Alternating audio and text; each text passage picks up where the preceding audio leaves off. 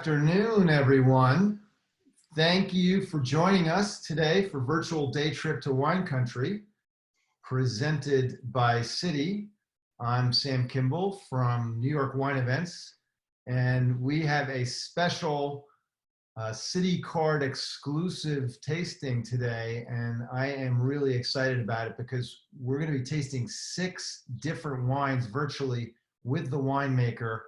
And I think when you meet him, you will be as excited and as impressed by him as I am. We're a world-class winemaking company today, and that is a really cool thing. So we're going technically to the Sonoma County in California, but as an added bonus, and by the way, the Sonoma County vineyard landscape is behind me in the background here. But as an added bonus, we will also be virtually visiting the Marlborough wine region in New Zealand, which is absolutely storied and famous for very good reason. Some world-class wine comes out of this gorgeous part of New Zealand. And I want to show you on a map where we're talking about. If you're familiar with New Zealand, as a country, it's 2 large islands in the Pacific Ocean. And where you see that little map pin, that red map pin there to my right, that is where the Marlborough region is.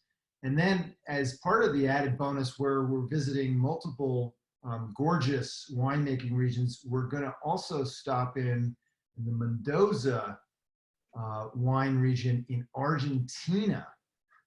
And specifically, and this is actually very interesting, we're going to be going to a place in Mendoza that's very high altitude.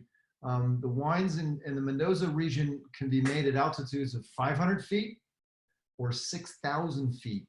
And we're going to the latter. We're going to the Chacras part of the Mendoza wine region, and the vines and the vineyards are at 6,000 feet above sea level. And just to show you a map of where we're headed, this is the southern part of South America, and you can see the little red location pin there. We're very close to the border between Argentina and Chile, way up in the mountains. And you can see when I put the picture of the Chacras vineyard back up on the screen here, the snow-capped Andes mountain range in the background. So this is really cool. I mean, very diverse, sort of set of different places that we're headed. And so the reason we are visiting all 3 of these places virtually is because our guest today is Nick Goldschmidt of Goldschmidt Vineyards. And basically, Nick is a star winemaker and a globetrotter. Every year he makes wines in California, New Zealand, and Argentina, and even a couple more places beyond that. So first, Sonoma, we know. Sonoma County is in the northern section of California, a world-famous wine region. It includes a number of notable winemaking areas, such as the Dry Creek and the Alexander Valley. Second, the Marlborough region in New Zealand is the country's largest wine region, accounting for more than 3/4 of the wine production coming out of New Zealand. And lastly, Mendoza, which we just saw with the Chacras section, high altitude in Argentina's most important wine region. And now for Goldschmidt Vineyards, which Nick is the proprietor and the founder of, I think it's notable and important to point out that their calling card is very, very simple. It's brilliant, but it's simple, and that is single vineyard wines. They don't mix and blend grapes from several vineyards. They make wines vineyard by vineyard, which is the way, if you know about winemaking, is the way often to get the very best wine. You can learn all about Goldschmidt Vineyards at goldschmidtvineyards.com. I'll put the URL up on the screen here, goldschmidtvineyards.com.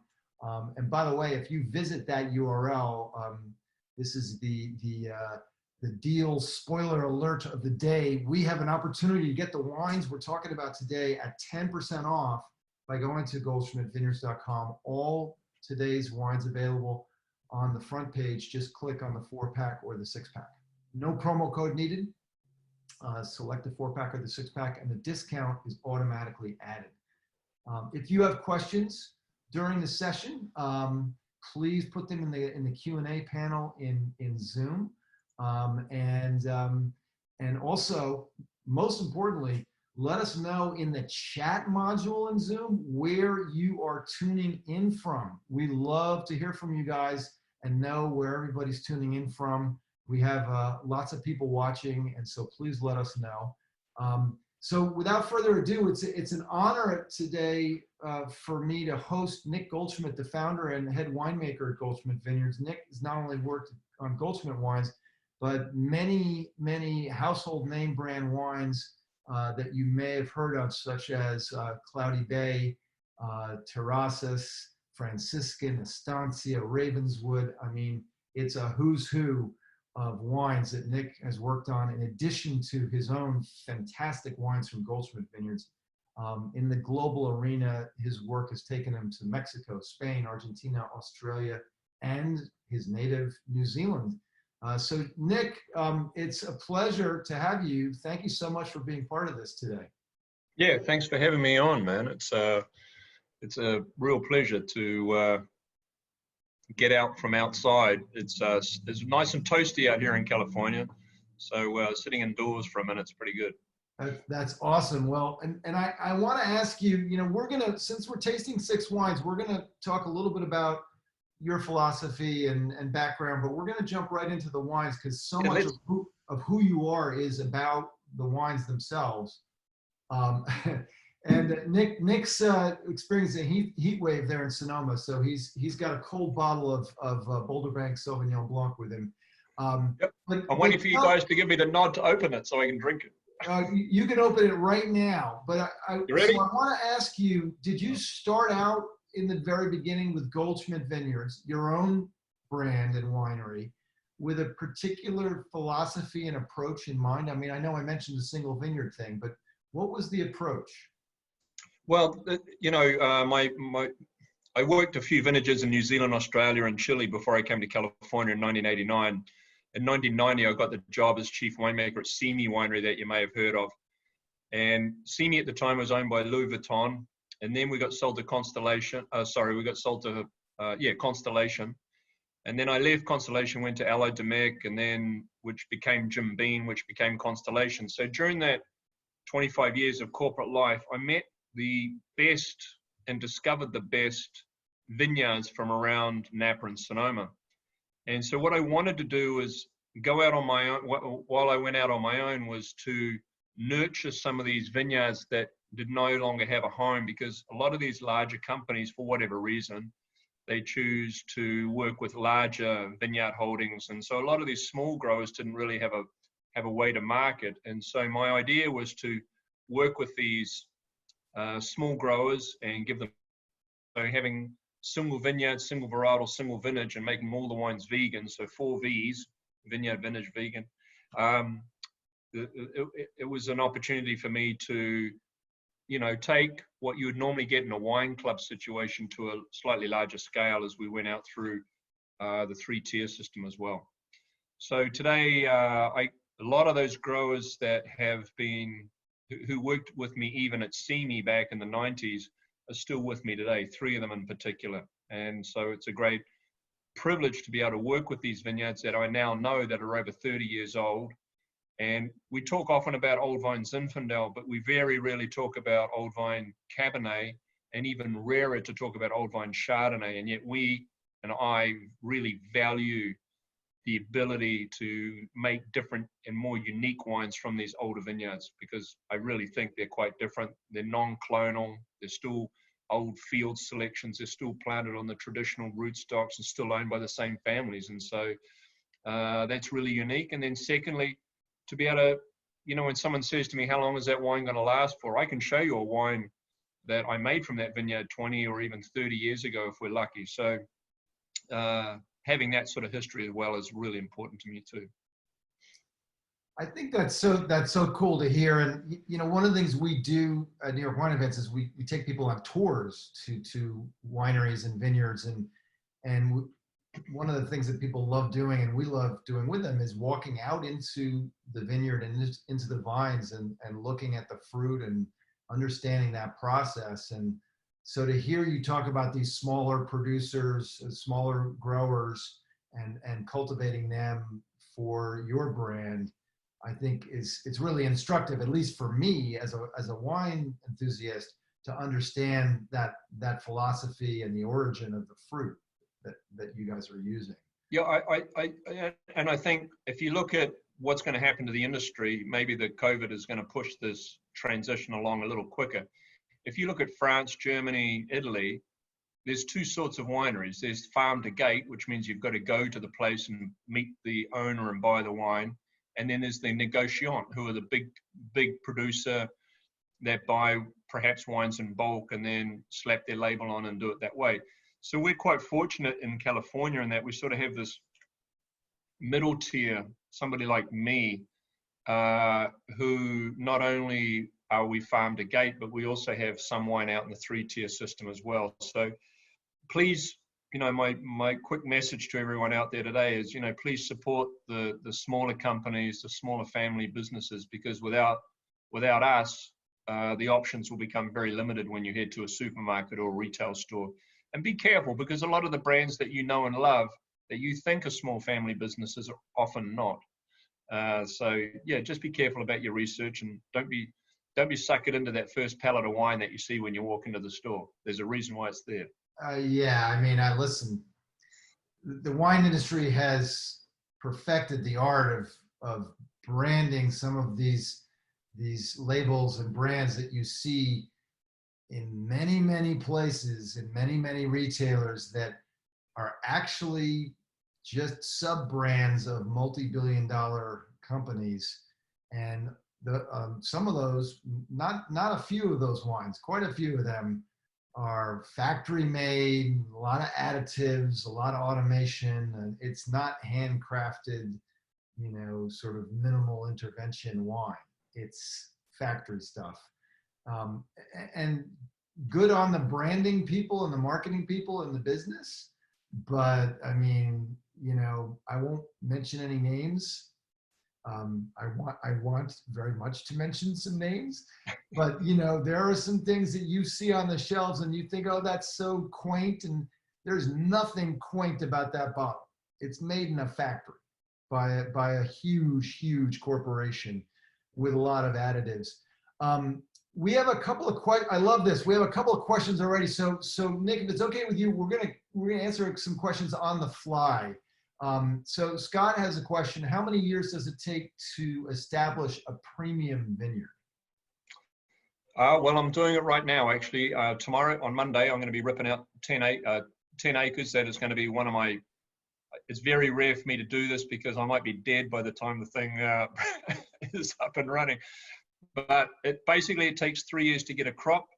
And then for me, 7 years after that, so year 10, the vine finally comes into balance.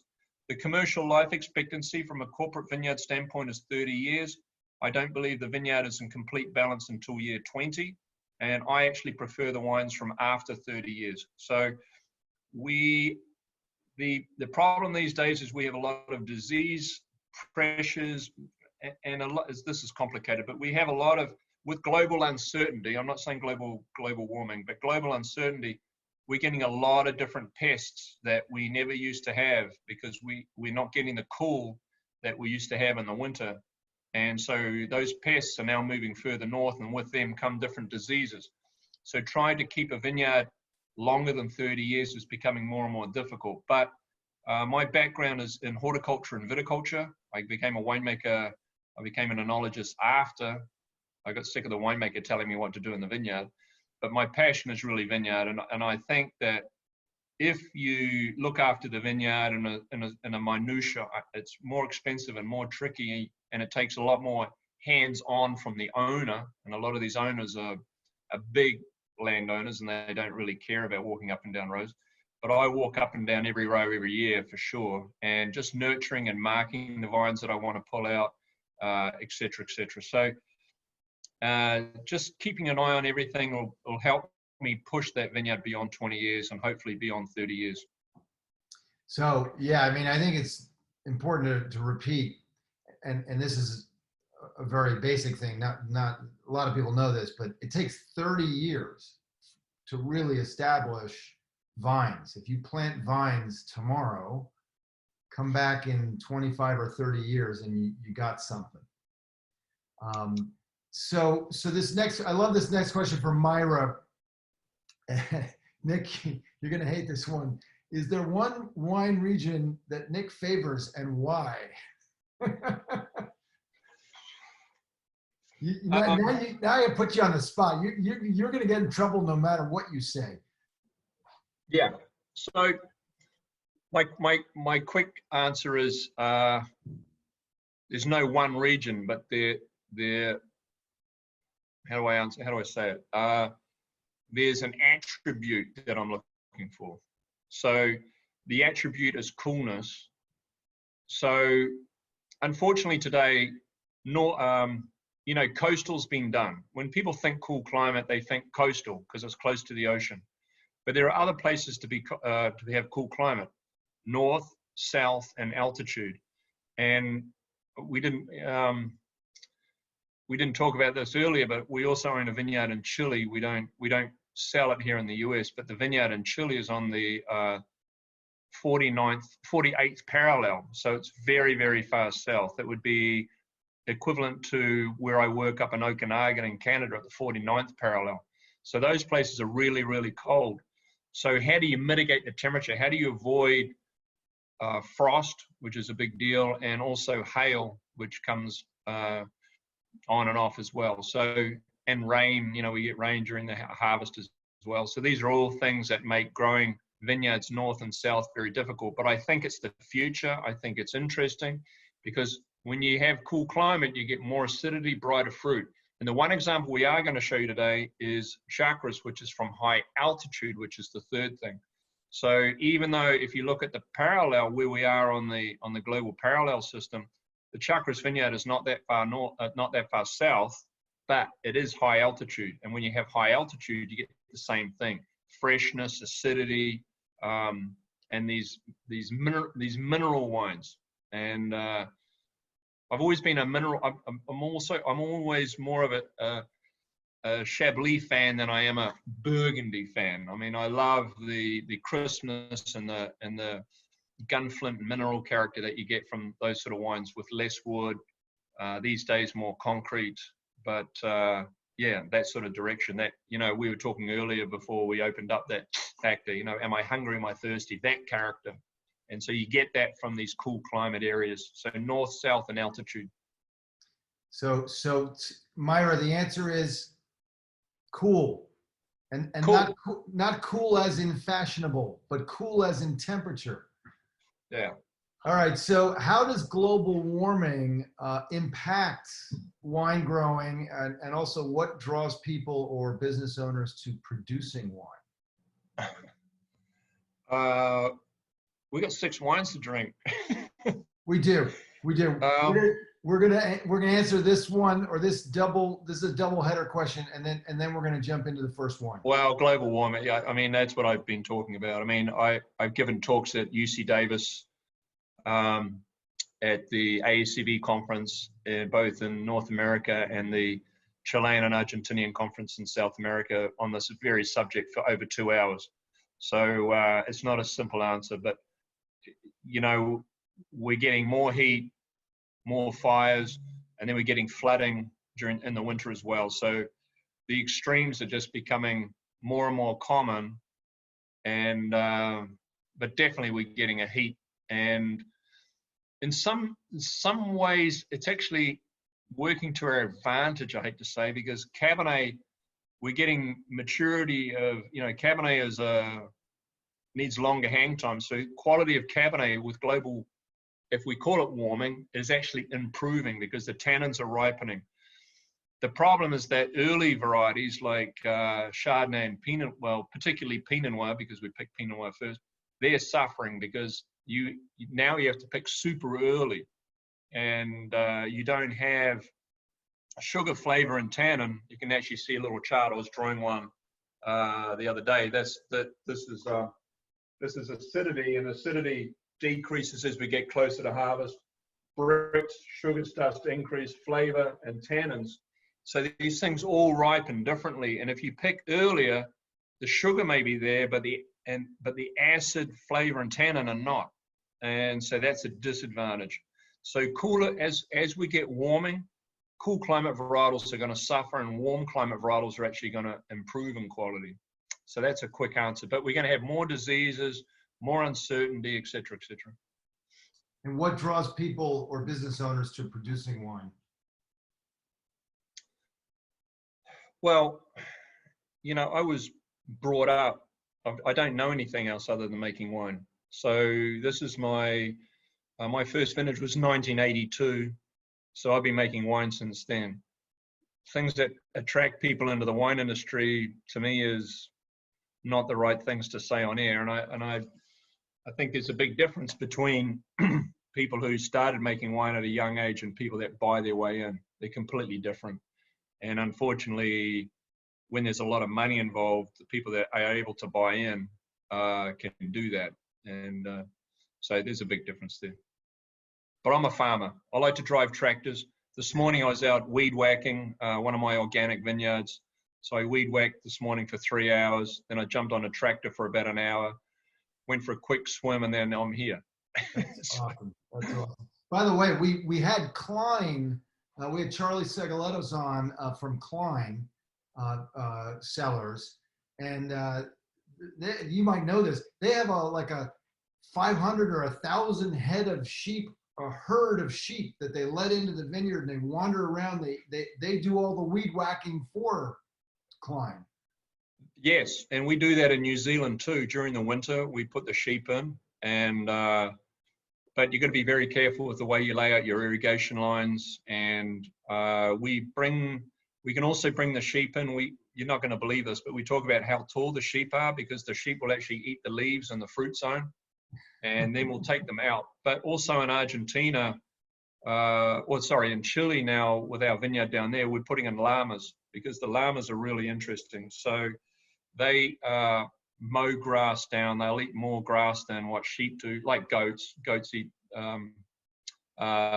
more problematic, but the llamas are really cool. The only thing, we've got to take the llamas out in the spring because they like the young shoots. But yeah, we'll leave the llamas in there all year, whereas the sheep we normally take out during the harvest. So Charlie's not crazy to put those sheep in. No. To mow the grass. And of course, in New Zealand, they're all pretty. Better looking sheep. Yeah, they're better looking sheep, not like Australia. We send all the ugly sheep to Australia. Yeah, well. Can we open a bottle of wine now? Yeah, before we get into the New Zealand versus Australia thing, can we open the first bottle? Excellent. All right. So you want to hear this? You want to hear this? Go ahead. Ah. Oh, did you hear that? That's a screw cap. That's a screw cap. That's easy. I love it. And you hear all that pop, you know, man. And you're not joining me, Sam? What's going on? What's that? You're not joining me. I'm not joining you.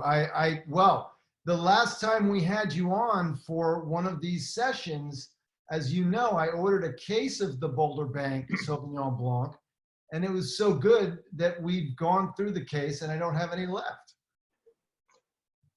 Wow, this is a really unique product. This is the best value wine that we make. It's and it comes from a single vineyard. So when you buy Marlborough Sauvignon Blanc in the stores, 99.9% of them are blends. So they're either a blend, because there's 3 valleys in Marlborough. There's the Wairau, the Awatere, and Ward. We're 100% Wairau, and that's the photo that you're showing behind us. That's the Richmond Range. And where you're sitting right now, Sam, you're on the Wither Hill side. So those hills are directly north, and there's the valley that you're sitting in runs east-west. And where this vineyard comes from, the Rapara soil. So there's 3 soils in the Wairau. The river soils and the glacial soils are the most common ones. The glacial soils came off the Wither Hills and formed these glacial valleys. and that's what we call the Brancott. And then the river soils are called the Ripara. And so this is a Ripara. The name of the vineyard is Fitzroy, which is a family name. The label on this has flax. This was what the Maori clothing used to be, because the Maori are a very important race in New Zealand, and we could talk all day about that. It's very important to our culture. And of course, the stones come from the vineyard as well. And on the back, you'll notice we have the sustainability symbol. So this is a registered sustainable vineyard, and you should look for that always on New Zealand wines to make sure that that is a fact. But the key thing here is, number one, and number two, I don't sell it to the British, because the British drink more Sauvignon Blanc than Americans. And firstly, we don't like British food, right? But the British like to drink wine that comes in like this, very steely, you know, somewhat hard and acidic. But, you know, we eat Mediterranean food in the US, and so I want to have a little bit more texture. And so this wine is built just for the US palate. And we've actually just started selling it in New Zealand, and believe it or not, it's actually popular in New Zealand now too. So a little bit different. So you're going to get some, instead of grassy and acid and grapefruit, you're going to get more passion fruit and melon. So it's a little softer, a little bit more subtropical.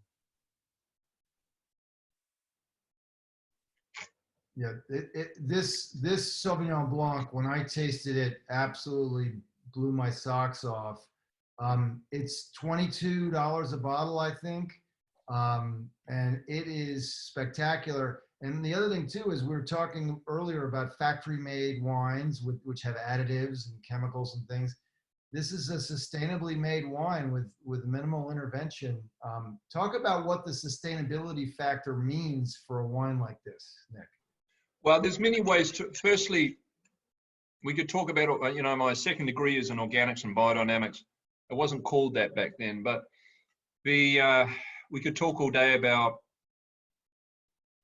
organics, and it's a very touchy subject, because the world's most toxic insecticide is organic. It's a pyrethrin, which comes from chrysanthemums.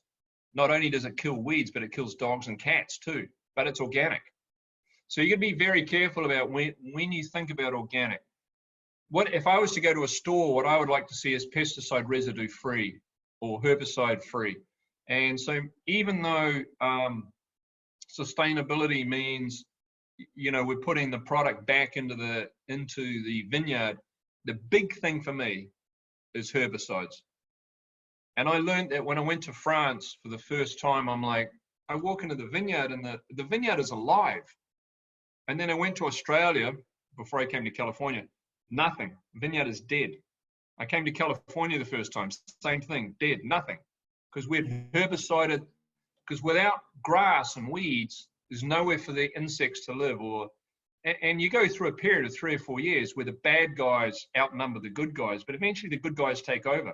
But you've got to get through that 5 years to and learn to live with it, to gradually convert this over. It's not an easy thing to do, I can tell you that. A bit nerve-wracking, but once you're into it, you know, and weeds are a big issue. I was out weed whacking today, but on one of our other vineyards, which is bigger, we actually do it through mechanical means now. We have a plow that comes in under the vine, and there's an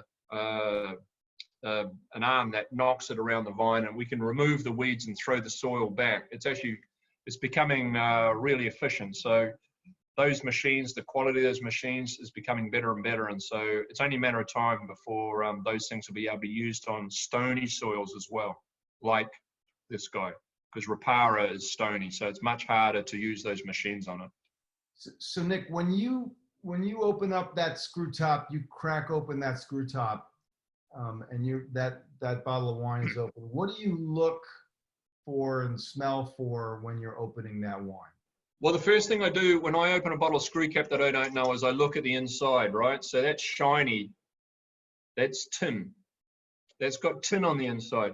If you see white, that's called Cyrenax. The white Cyrenax allows a small amount of oxygen to pass through, but this one we do not. So this is an absolute seal, whereas the Cyrenax acts more like a cork. But what you get is freshness. And what I know this sounds really weird, but somebody opened a bottle of Forefathers, one of my other Sauvignon Blancs from New Zealand, from the Brancott soil, the 2005. Now, it's under a screw cap as well. And man, that thing is just so perfumey and floral. And I drank the very first wine that I know of that was ever bottled under a screw cap was Jacob's Creek Claret in 1974. And they made a Riesling and the Claret in the screw cap. And about 5 years ago now, I drank the Claret 1976 that was under the screw cap. I tell you what, it was still fresh.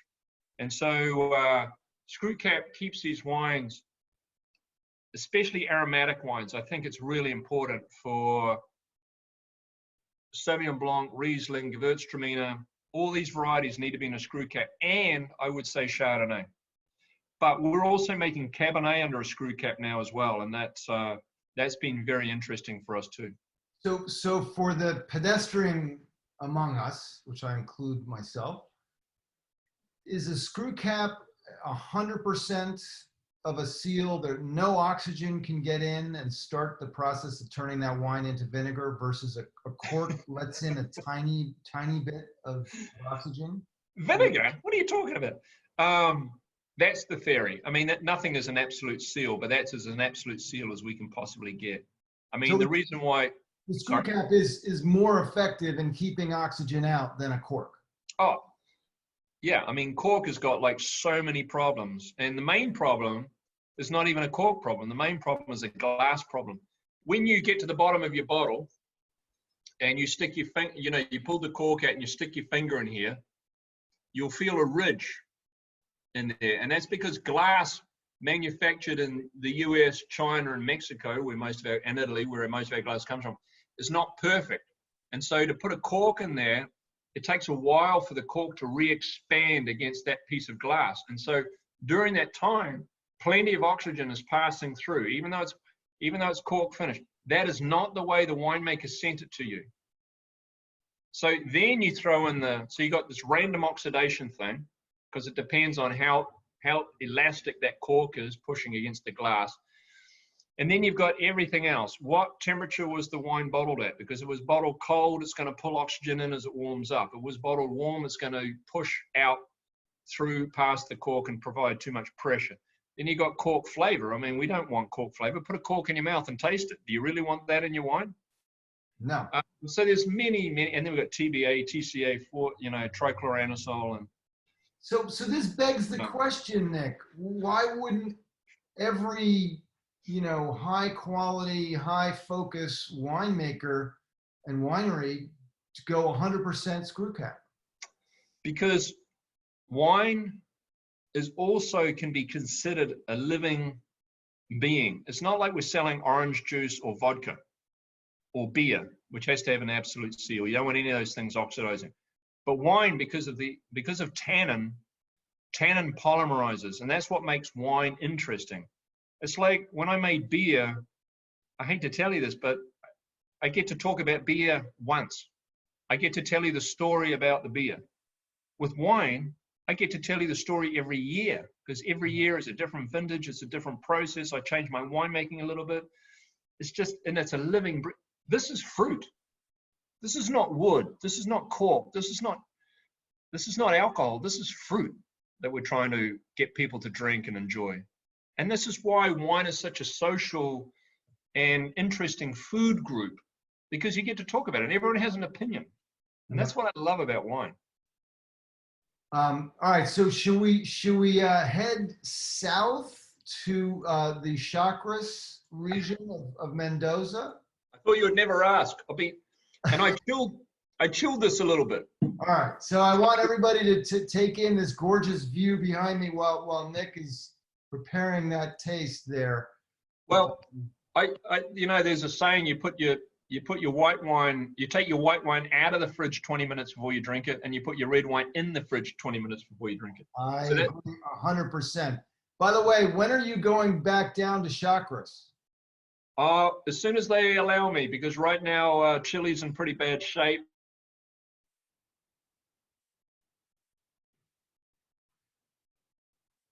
I left Argentina on March 15, and my son was working at Catena.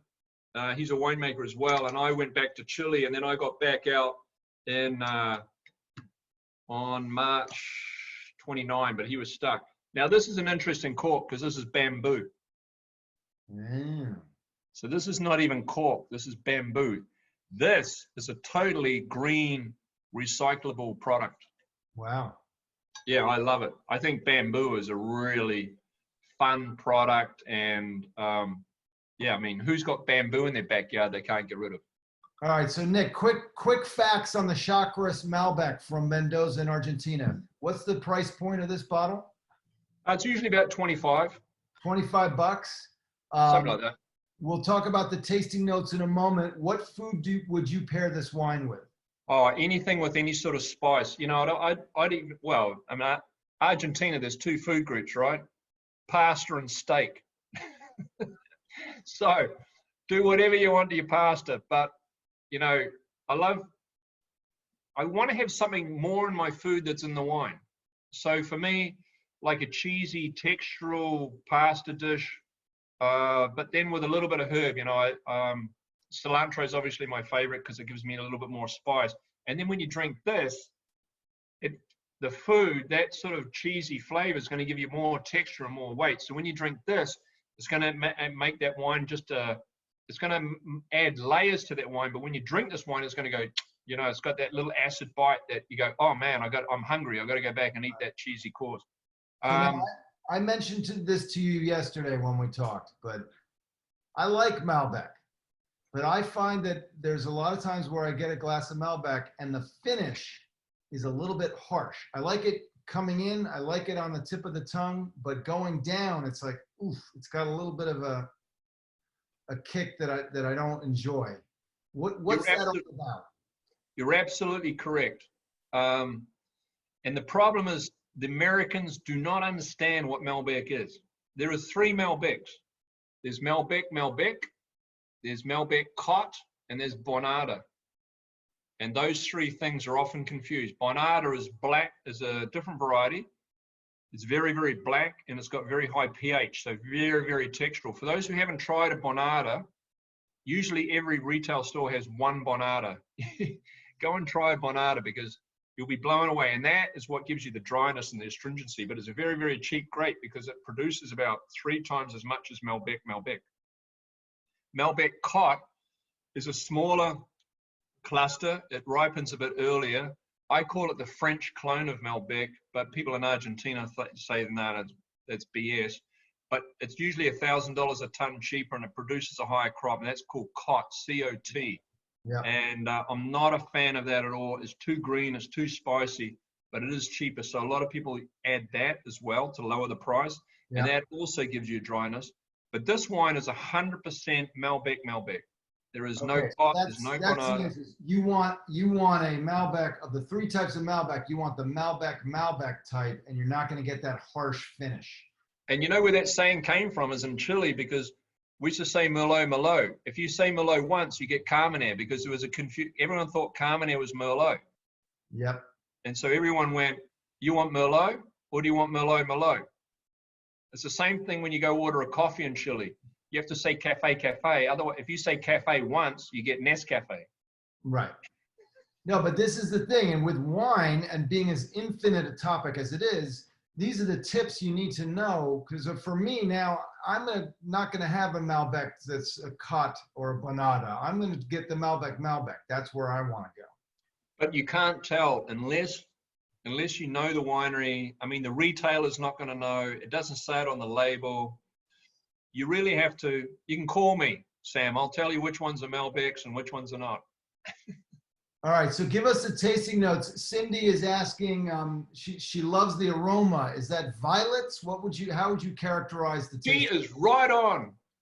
Violets is 100% correct. I need that girl. She needs to come and taste with me. You're hired. You just got a job. You're hired. Violets is the descriptor that we use in Argentina to describe the best Malbecs, is violets. At the same time, because this is high altitude, so there's 4 appellations in Mendoza. The eastern region where all the wineries are and they grow Bonarda. The Central Valley, which is the high, expensive, that's Vistalba, Lujan, La Lunta, Agrello, Pedregal, that's the expensive stuff. San Rafael, which we don't care about because that's to the north and it gets hail. and then the Uco Valley. So we're in the Uco Valley, and there's three main regions. There's San Carlos, there's Tunajan. So it goes Altamira, Vista Flores, Tunajan is the central region, and this is from Altamira. This is the top region. This is the oldest region. It's dry farmed, so the berries are very, very small. So you're going to get a lot of intensity. We pick it at quite low alcohol, so a little bit earlier than what we would do in Napa or Sonoma. And because of that, we get a lot of freshness. When you drink this wine, man, it's fresh. You get that violet character, you get that rosehip, you get red cherries like crazy in the mouth. But at the same time, you get low alcohol. The big thing for me in any wine is, can I drink 2 glasses? I can sell anyone 1 glass of wine, but can I sell them 2? That's the big question. Will they go back and drink that second glass? And for me, the alcohol is low enough, the fruit is fresh enough, and you get nice acidity. It's not high acidity, but it has that nice balance all the way through. I love it. So yeah. No, I think that's an incredibly important point, because if you've got something that goes down easy and is not too high in alcohol, that second glass is a pleasure as opposed to a liability. Yeah, wine, and you know, I have during the COVID, I have 5 children, and 4 of them have moved home, including one of them who's married with her husband. So I thought I was going to be an empty nester in March, but now I'm a full village. So every night it's 4 glasses, it's 4 bottles, and it's always interesting. And we make a lot of different wines for different reasons, and it's always interesting. You know, I put out 4 or 5 bottles every night, and I see which one goes first. And I can ask one of my children, they've been brought up around wine all their life, like, which wine do you like? Oh, I like this because of this and this and that.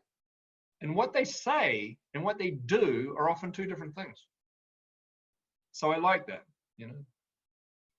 Now that's I would love to be a fly on the wall for those conversations, because you've got a pretty sophisticated audience in terms of wine knowledge. You are, Sam, I would love you to come to a family dinner. I'm serious. Every night we make all the kids sit outside on the table. It's a 2-course meal. We sit down, we talk for 2 hours. It's a long, drawn out process. And my kids will go, none of the other families do this. Like, well, you know, it's a tradition. It's part of who we are, and the culture is wine. Wine is a cultural thing, you know. Yeah, it's great. You're always welcome. We would love to. People love strangers because they pick on you all night. Well, I'm from New York. You could pick on me all you want. You're not going to get very far. True. All right, so let's go to Sonoma, Nick. I want to have you open that Chelsea Goldschmidt Vineyards Merlot 2018, and I'm going to put a picture of that on the screen. By the way, just in case for everybody, hold on a second. Let me just. Whoever says they want to come and have dinner with me, make sure they get my address. Yeah. Tina, it went too quick. I didn't see it.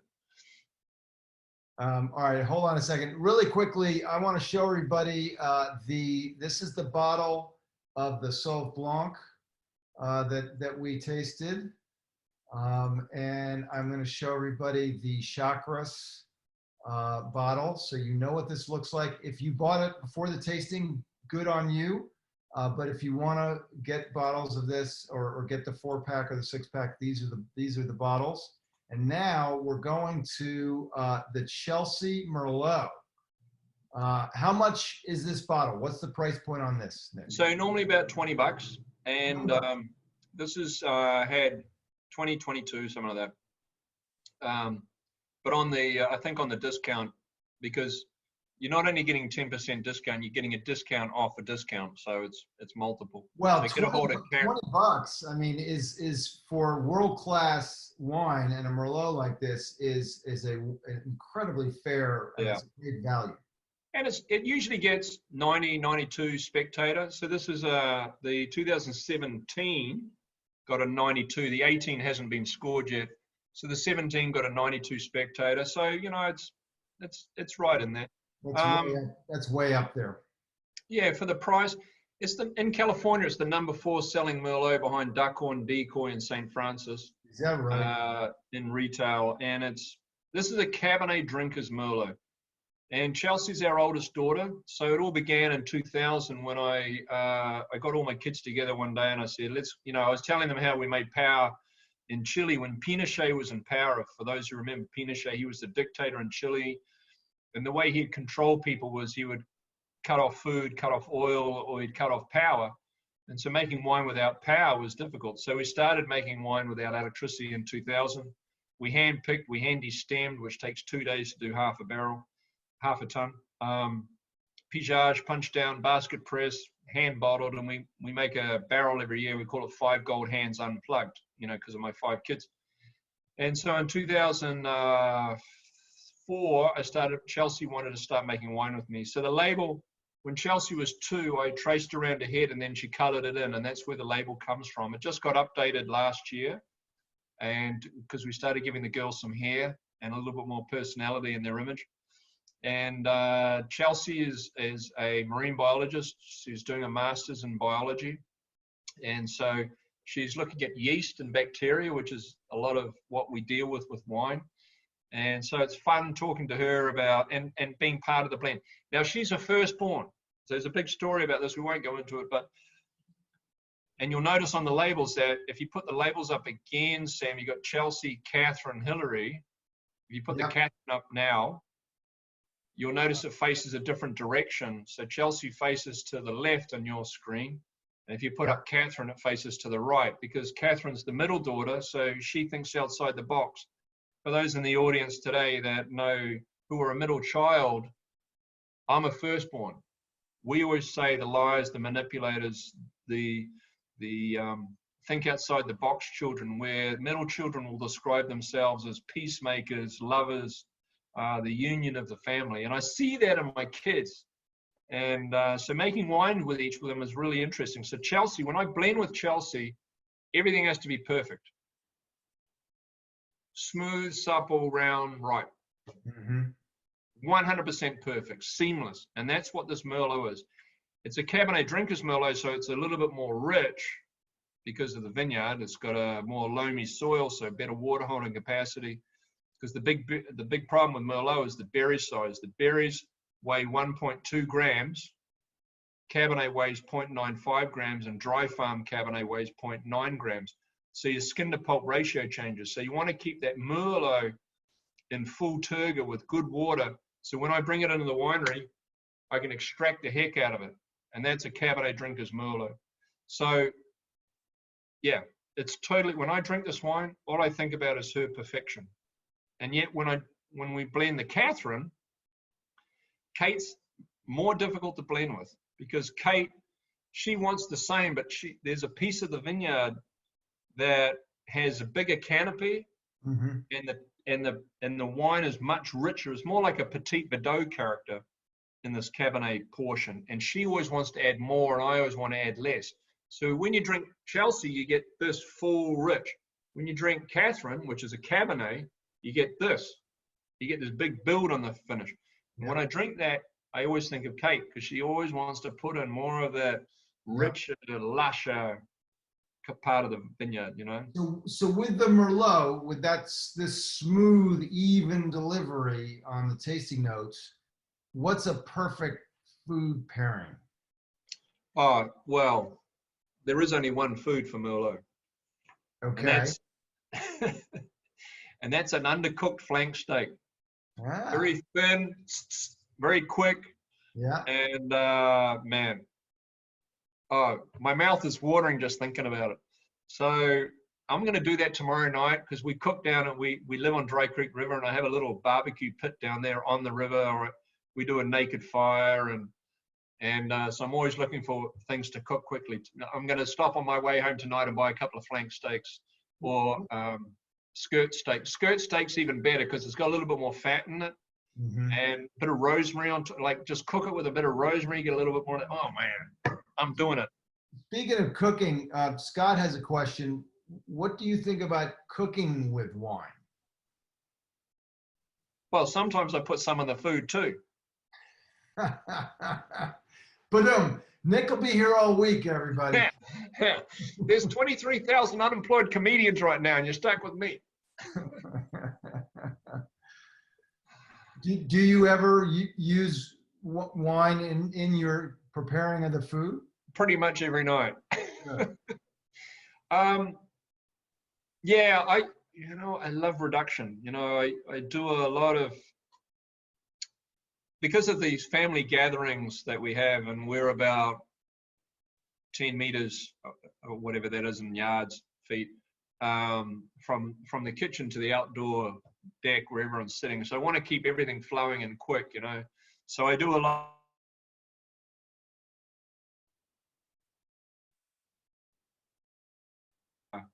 of fish tacos, which actually, when we moved to the Katherine Cabernet, that's what I hadn't done. As I said, I'm a big arugula and cilantro fan. So last night we did fish tacos with Katherine, and the kids put on all these hot sauces and spices. So I made this little, I made a little Katherine Cab reduction and threw in some cilantro and threw that into the sauce that we normally make, which has got a lot of cumin in it.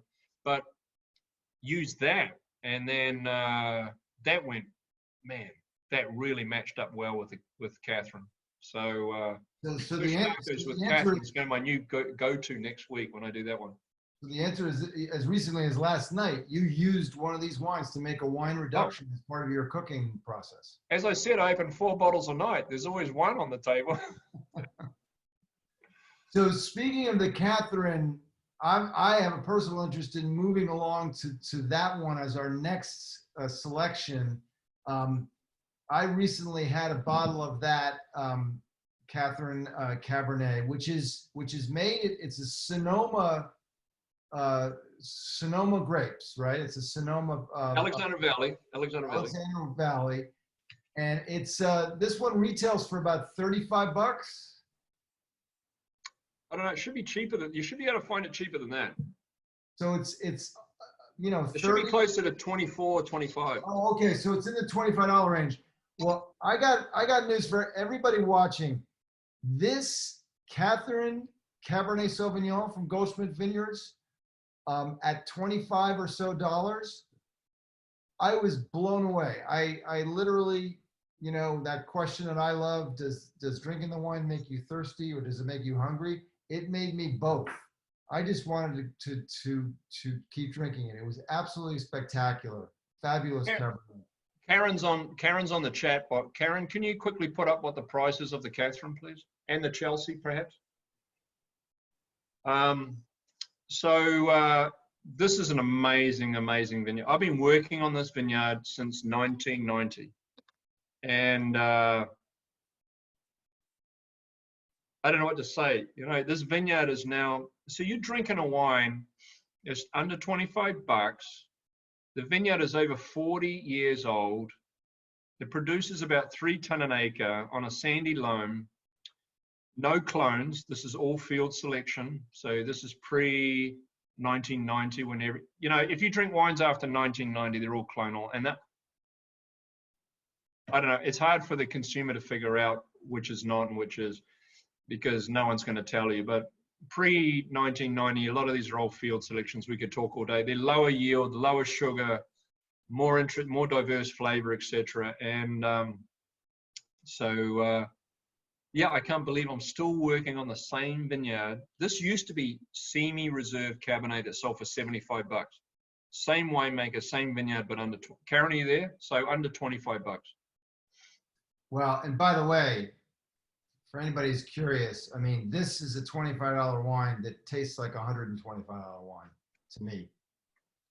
We put it up against the big names, Lancaster, Jordan, Silver Oak, Alexander Valley Vineyards, Cyrus, etc. Just do it. Buy a bottle of your $75 Alexander Valley Cabernet and put it up against this. Do it blind.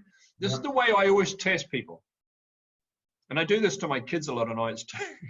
When I'm trying to make a blending decision, I'll actually go home with 4 bottles and I'll pour them in, I'll pour one into the Katherine bottle, one into the Chelsea bottle or whatever. And then I ask them which one they like. They don't know. They're not Chelsea, they're not Katherine. Right. They're looking at the labels. Don't drink the label, drink the wine. Be honest with yourself. We used to do this with Louis Latour. When I was in Australia, you know, we'd have friends over for dinner. We'd drink the Louis Latour like 3 weeks ago. We just poured something else in the Louis Latour and people, wow, I can't believe you're pouring such a great wine for us. Oh man, it's fantastic. Little did they know it was the current vintage of Jacob's Creek. You know, so, Right. So test yourself. So Nick, we have a question here from Cindy, who's tasting along with you. She's on the Katherine now. She's saying can't quite identify the first aroma. Can you help on that question? So the first thing, so Cabernet, the thing that's the greenest variety in the world is Carmenere. For those who haven't had Carmenere, go to the store, buy a bottle of Carmenere, usually from Chile, and you'll get this green, spicy, what I call black currants. Black currants is the greenest, most herbaceous, but the texture is unbelievable. So ripe and round and rich. The next one down is blackberry. Blackberry is a little bit spicy, and then you get to black cherry, and that's what Cabernet is. So Carmenere, Sauvignon Blanc, Cabernet Sauvignon. Merlot is way down. If you don't like green, spicy characters, drink Merlot. So Cabernet should be a little bit spicy, and that's what I get black pepper, not white pepper, I get black pepper. And for me, that's an indicator of the Alexander Valley. It's a little bit more black pepper and that hint of spice. For me, that's more cool climate Cabernet, like you get from McLaren. If you drink McLarenville Shiraz, it's the same character. You get that black pepper spice, and that's what I get. That's my first note, black pepper. Awesome. Does Cindy agree? I don't know, Cindy, hit us up in the chat or the Q&A panel and let us know if that helps. But it definitely helps me. I mean, I can't say enough about this particular wine. I thought it was spectacular. Yeah. Well, it's the second best-selling Cabernet under $25 in Safeway in California. That's awesome. All right, let's move to number 5, which is Forefathers Cabernet Sauvignon. Now, this is from Napa, or is it Sonoma? No, this is Sonoma. Still Sonoma. So the Alexander Valley looks like a big upside down Y. So at the top you got Mendocino County. The Russian River comes down, and then it splits because Fitch Mountain is in the middle. Fitch Mountain blocked the Russian River.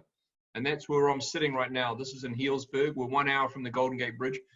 Actually, Sam, we just opened a tasting room in Dry Creek. So for the punters that want to come out and taste our wines, let me know. You've got my website. You can get a hold of us, or Karen put on her email address earlier. You can come out and we do tastings, man. And so let me know that you're on one of Sam's calls here, and I'll make sure that I'll actually be out there as well, hopefully, if I'm not out of town. Right. So you heard it here first, everybody. Nick is going to host you in the tasting room. I will. So you head north.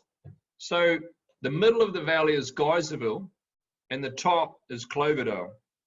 Halfway between Geyserville and Cloverdale, you pull off the Canyon Road, you head north up the frontage road, and on your left-hand side is this huge mountain. And that's where this vineyard comes from. So east facing, which is really important. East facing is morning sun. So the sun rises in the east and sets in the west. So you get the morning sun, and the afternoon, it's behind me, so I've got a shadow. So I'm not getting in the cook, the too much heat. The second thing is this dry farm. So remember I talked about the berry size? It's 0.9 grams. This berry is tiny. So you're going to get a lot more spice but the problem with this wine is we only make 200 cases of it, so it's very limited. So to be clear, and I'm going to put it up on the screen here. This is the Forefathers Cabernet Sauvignon. This is from Sonoma, but you only make 200 cases. So is it only available to purchase in the tasting room or the winery? Pretty much. We do about half of it out of the tasting room, and then the other half is in very select accounts across the country. But people get a kick out of it because it's the first wine we ever made on our own. So believe it or not, the first vintage was 1998. I was a winemaker for Louis Vuitton, and so I was traveling around the world making the blends for the US and Canada. That's another whole story about how we put blends together for corporations. But I'm thinking, why am I going to New Zealand to make Cab, Chard, Merlot, Savvy, Riesling? I mean, when you think Marlborough, when you think New Zealand, you think Marlborough Sauvignon Blanc. When you think Australia, for me, McLaren Vale Shiraz, Oakville Valley Malbec Argentina, and Cabernet from California. So Forefathers means the forefather appellation for that variety in the New World. This is single vineyard. This is before layer cake, cupcake, and all the other bloody cakes. This is single vineyard. This is a pair of boots that I used to wear when I walk around Simi Vineyard. And when I became an American, I wrote my own constitution about fish-friendly farming and sustainability and no herbicides. And this is John Hancock's signature that I stole from the Constitution. I changed to my own. And Lone Tree is the name of the vineyard. And if you look very carefully on the back label, yeah, this is an artist's rendition of my father and my son working in the vineyard together. So wow. It's a really important label for me. Very limited production, and this is 200 cases. That's what is that? 2,400 bottles total. Yeah, something like that. Yeah. Wow. And so this is going to be a higher price point, yeah? It's usually about 55, but you can normally get it for $50, something like that. I'm sure if you call Karen, you'll get it for a cheaper price. She's a sucker for nice people. Yeah. By the way, Karen will, that's no joke. Karen will help you get these wines, and she will definitely hook you up. So what are the tasting notes on this one, and what is the quintessential food that you would have with it? Well, this is the tasting note. So we think about red fruit, black fruit. The middle fruit is blueberry, and so Alexander Valley typically is more, it starts off in the red fruit because it's got more acidity. So red, cherry, you sometimes get that cranberry lift, and then you get that blueberry, and then you get the black cherry. Now, Napa Valley starts at blueberry, goes to black cherry, walnut, plum. Because this vineyard is so unique, for me, it's like a Napa Valley wine in the Alexander Valley. So it's really unique, and it's really interesting for flavor and richness and power. As far as food, this is a bit more difficult for me because now I'm looking for wine with more. Okay, so one of the things that I'm interested in is when you drink wine. So during when we normally sit down, we drink white wine in the summer because it's hot, right? So I'm either drinking Singing Tree Chardonnay or I'm drinking Forefathers Sauvignon Blanc. If I'm sitting by the pool, I drink the Boulder Bank or one of my champagnes. But when I'm sitting down and eating my steaks or whatever, I'm drinking Alexander Valley. Because Alexander Valley has, as I said, it's got more red fruit, it's got a little bit more acidity. But as the evening wears on, then I go to the Napa because the Napa's got fuller and richer and more power. But it doesn't have the acidity. It doesn't have the drinkability. So the evening slows down as you go into the Napa. This wine, though, is so, it's, I don't know how to describe it, but it's the balance of both. You have the black fruit characters of the Napa Valley, but you have the acidity of the Alexander Valley. So you get more, I'm looking for meats with a little bit more fat in them, a little bit more mottled, but heavier dishes, but not too heavy. I mean, when I drink Napa Valley, I'm a big cheese fan, right? So with Napa Valley, I'm eating, I'm into the cheese course, a lot of fats and a lot of oils and things like that. With Alexander Valley, I'm still sticking in the food groups, So this is sort of in between.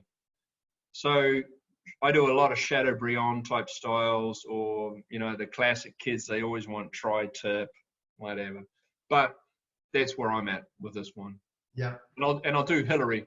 Hilary is like Hilary, which you'll talk about at the end here. It's the same thing, but from the Napa Valley.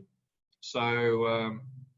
So now, the sixth wine is the Hilary, which you just mentioned, and that is a Napa Valley Cabernet Sauvignon, specifically the Oakville region of Napa.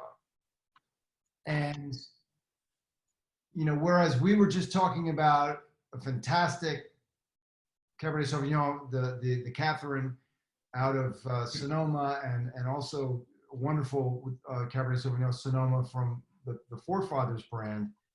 Hilary, also a great selection, but now because of the dynamics of the Napa Valley, you know, the halo effect of being Napa Valley and Oakville, this is a bottle of wine that runs in the $100 plus. I mean, it's what's the price point on this?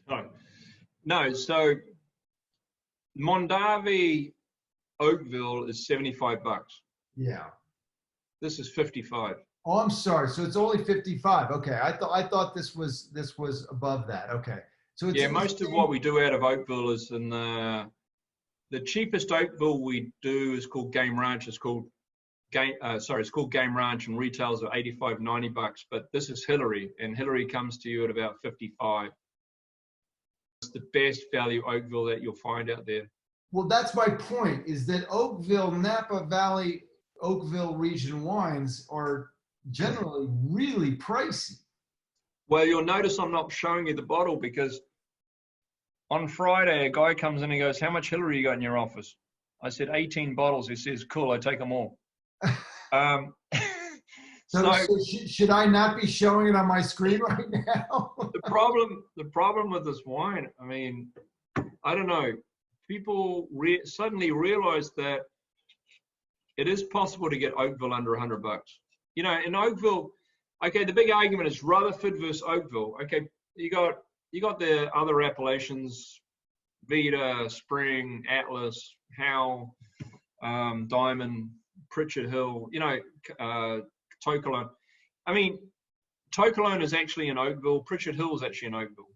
But so you're talking about Screaming Eagle, which is, by the way, is on the same fence line as Game Ranch, and it's 1/20th of the price.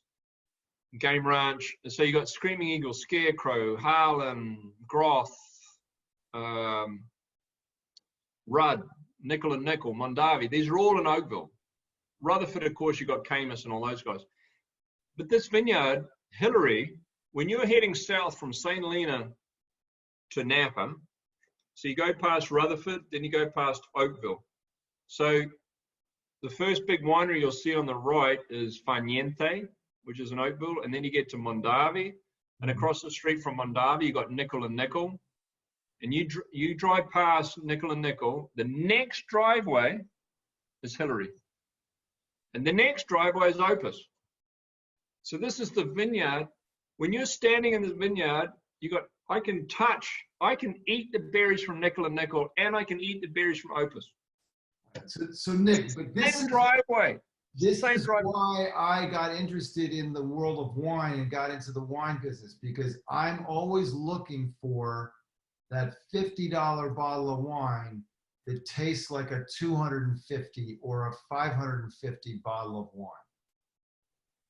I mean, that's, to me, is what makes it interesting. There are some incredible values and quality, and you know, if you want to buy Screaming Eagle for whatever it is, $1,200 or $1,500, I don't know what it goes for, go ahead. But you're saying the grapes are 3,000.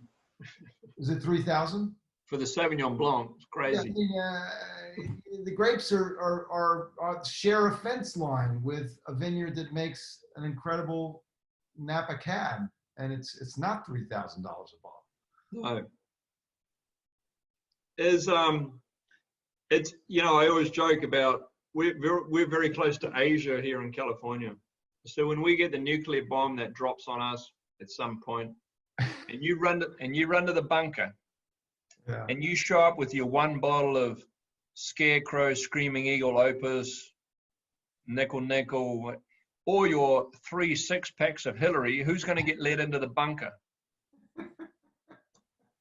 I don't know, Sam. Try me. Listen, because I've got a really big bunker at my house, and if you show up with your one bottle, you're not coming in, bud. no, you're not coming in. And the fact of the matter is, once you've once you drink the one bottle of Screaming Eagle, then what are you going to do? All right, so I just got a text from Karen. So the Catherine's $25, the Chelsea is 22, and the Boulder Bank is 19. So it's actually the Boulder Bank Sauvignon Blanc is under $20 today for you guys. That's great. And Hilary's normally 55.60, and Karen's going to sell it to you for 50. Yeah. And that's the same price as what the Forefathers Cabernet is, which is normally 55 to 60 as well. So you'll get it for $50. So yeah, Karen gave you her email address on the chat box there, so you can get a hold of her. And we're giving wine away today, Sam, just because of you, mate. It's Karen at goldschmidtvineyards.com. Yeah. Karen, don't look now, but you made a typo in your email address. So it's Karen at goldschmidtvineyards.com. Yeah. So you get free shipping if you join the wine club as well. So that's thrown in there as well. Just today. We're not doing that every day. Free shipping. Wow, I love it. Hey, listen, Nick, really quick before we wrap up, give us the Hilary is a spectacular wine. That is. Wish I had some. Yeah, I have a bottle. I still have a bottle from our last session with you guys. What? In fact, you need more family. You need more family. I'm going to drink it tonight. So really quick with the Hilary, just, there's going to be more Hilary coming when the next production cycle happens. What is the quintessential pairing food-wise? Smoked Gouda. Smoked Gouda. Really? Okay. All right. So a high end. Actually, I joke. I mean, I love smoked Gouda, so sometimes that my food preference overrides my wine preference. But actually, I'm wrong. What you should do is, as I said, you should drink Napa Valley with cheese courses. So I'm looking for, a goat cheese or a sheep cheese that's going to have a little bit more texture, a little bit more fat in it. Yeah. And that will allow that wine to taste. One of the things you should always look for. Oh, I'm out of wine again. One of the things you should always look for is color. Color is before I drink the wine, I spend a lot more time. The older I get, the more time I spend on color. So wines move from purple to red to brown to orange. I do not drink brown or orange wines unless it's the year I got married, the year of the birth of one of my children, whatever it is, unless it's a significant year. And the other thing I don't drink is, sometimes you see crusty stuff on the side of the bottle here. Mm-hmm. No good, because not only is color falling out, but it's polymeric pigment. This is flavor and tannin and texture. That is no good. Do not drink a wine unless it's some significant year in your life, don't drink that. I want to drink fruit, man. I want to drink wines that are fresh and vibrant. And I want to tell the story of the year. What were you doing? In fact, if you go on my YouTube channel, I just posted a video drinking the 2002 Forefathers Cabernet. The wine was purple. Okay, that's 2002. Mm-hmm. And the reason why is because I find in the tank, while it's still on skins, I found a way to manipulate it. So I get this, an anthocyanin, which is the Malborough 3 glucoside or the flavanol. This is the thing that's the chemical compound that is purple. You provide heat, light, air, and time. That anthocyanin joins on another one, and that becomes a tannin. Mm-hmm. And as that compound gets bigger and bigger and bigger, that's crusty stuff that forms there. Mm-hmm. Okay, so that's what I'm trying to avoid. I want everything to happen in my control, so that when you drink the wine 15, 20, 25 years, that wine is still purple red, And the website is goldschmidtvineyards.com. I'll put it in the chat. I'll paste it into the chat right now. I'm having another glass of Katherine. Sorry, Nick. Last question before we wrap. What? I was just starting to have fun. We got to let these nice people go and drink some wine and eat some food. So what would be of these last two or three wonderful red wines that you make? What's a great dish off the Chinese menu, Chinese cuisine that would be a wonderful pairing? So people Well, are ordering in Chinese. that's a very difficult question I know. because That's why I haven't eaten in a restaurant since February. well, I'm sure you remember. But my children, Royce, one of my other sons, he's been in China. I've never been in China. And then Luke, the winemaker, he's spent a lot of time in India and spicy foods. I don't know. I don't eat a lot of Chinese foods because a lot of Chinese. There's a very interesting question because, firstly, China's eventually going to become the #1 market in the world for wine. Yeah. Their rapid expansion in terms of what they understand and what they're doing right now, they are going to become the most important. So I'm a little leg behind. But the thing that Chinese do is they drink brands. You know, they drink Johnny Walker and they drink Smirnoff and they drink Hennessy but what they really want to be doing is drinking wine. But they got to find a wine that matches with Chinese food. It's a lot more difficult. So for me, Riesling, we don't make a Riesling, would be the #1 go-to. But Boulder Bank Sauvignon Blanc or something that's got a little bit more acidity in it is absolutely perfect. But because of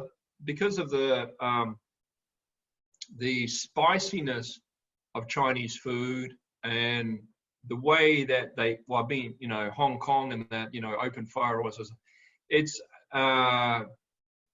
more acidic Cabernets.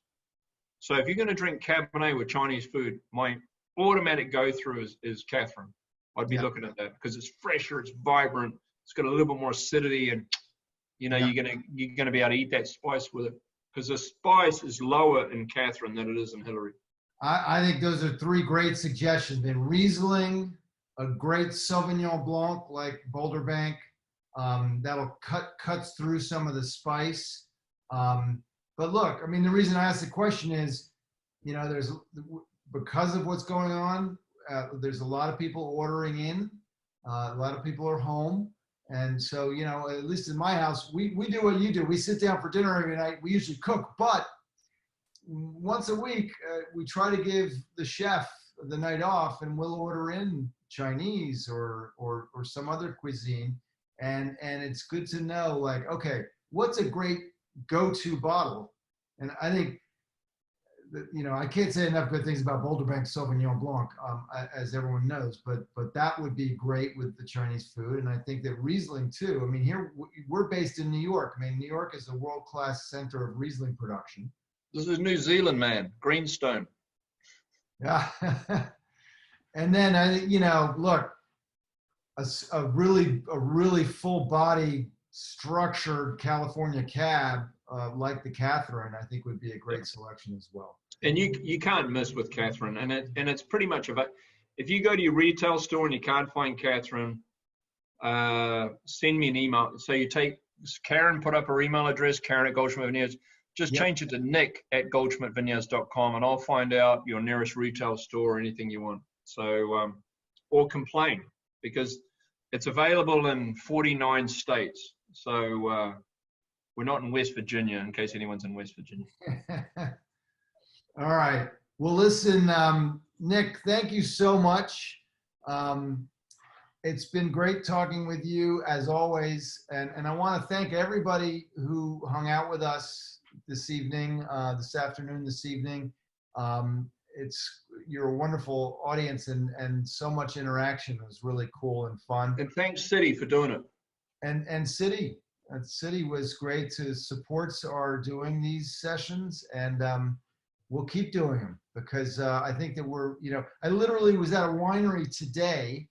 I was doing a tour on the North Fork of Long Island, and I was taking a couple on a private tour, private tasting experience, and we ran into somebody said, "Hey, wait a minute, were you on a thing streaming a tasting online?" I said, "Yeah." So that's why we're here at this winery. We saw the pizza and wine pairing, and we wanted to come experience it. So to me, that's why we do this, you know, is to keep people engaged with these great brands. And listen, people like Nick who make these craft beverages, I mean, it's a labor of love, and what they do is really amazing. So thank you everybody for tuning in. Come visit us, man. This COVID thing's not going to last forever. So come out Healdsburg, man. We're 1 hour north of the Golden Gate Bridge. We're very easy to find. We're right next to the fire station. If you know where the fire station is in Healdsburg, we're right there. And then the tasting room's out in Dry Creek. So we know easy to find. We're fun people. We know where the bridge is, so we'll find out. You know where the Golden Gate Bridge is? Yeah, cross that. To the fire station, and I'm coming over for dinner with the family. You tell them to bring their best ammunition, because I'm not going down easy. Yeah, I know. You're a lot skinnier when your skin's less thick. Exactly. All right, everybody. Thanks for tuning in, Nick. Thank you very much. And I just want to say, you know, for those in the audience that I don't know how lucky you are to experience a guy like Sam. He's one of the most personable wine guys. So for a winemaker, it's a real privilege to hang out with Sam. So make sure you tune into everything he does, because it's a lot of fun. You're very kind. I received your check, by the way. That was very nice. Don't cash it. Listen, Jackie asked, what's the Sonoma winery called? It's called Goldschmidt Vineyards. Correct. Excellent. All right, guys. We'll see you soon. Thanks, everybody, for tuning in. Have a great evening.